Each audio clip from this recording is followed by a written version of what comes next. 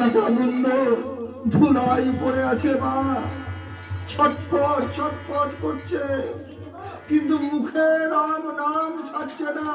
প্রাণ যায় কিন্তু নাম ছাড়ে না। আর কি কোনো বাবা স্থির থাকতে পারে মা? সামনে নিজের ছেলে কাটা মুন্ড করে আছে, বিভীষণ আর স্থির থাকতে পারলেন না। ভগবান রামচন্দ্রের চরণে স্পর্শ করে তার কাটা অঙ্গে জড়িয়ে ধরলেন।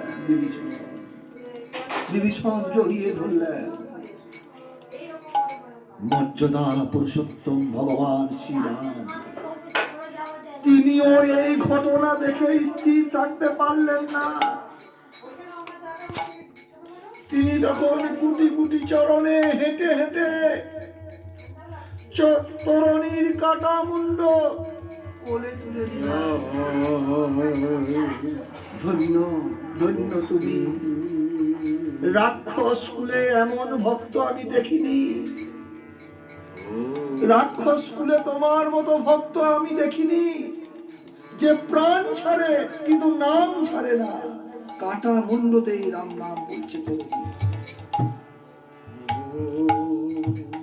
বলো কি বর চাও তুমি, কি বর চাও?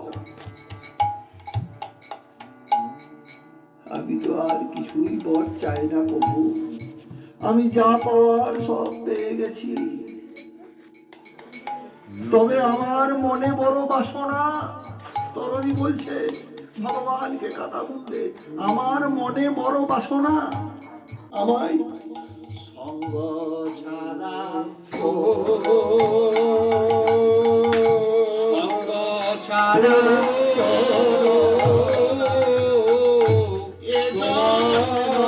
তোমার চরণে আমার এই বাসনা, যেন আমার বাসনা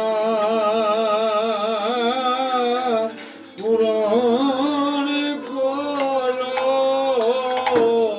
আমার মনে এই বাসনা, যেন আমার সঙ্গ ছাড়া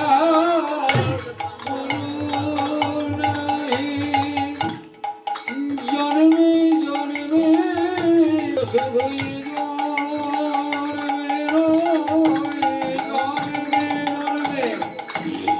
সঙ্গ ছাড়া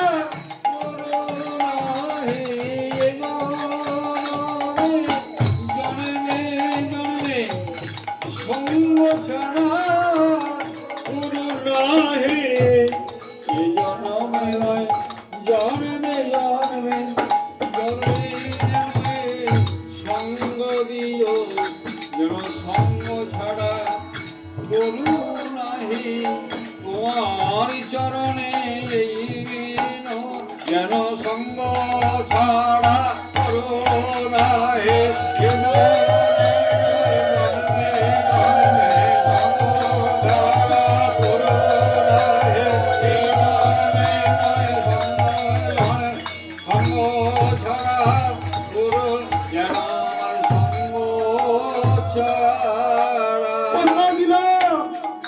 আমি কথা দিলাম, আমি মর্যাদা পুরুষোত্তম ভগবান রাম, আমি তোমায় কথা দিলাম, আমি যে কুলে যেভাবেই যাব আমি তোমাকে সঙ্গে নিয়ে যাব।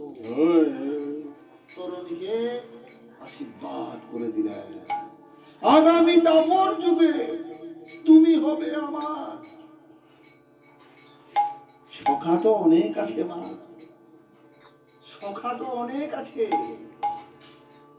তুমি হবে আমার নম্র সুবল সখা।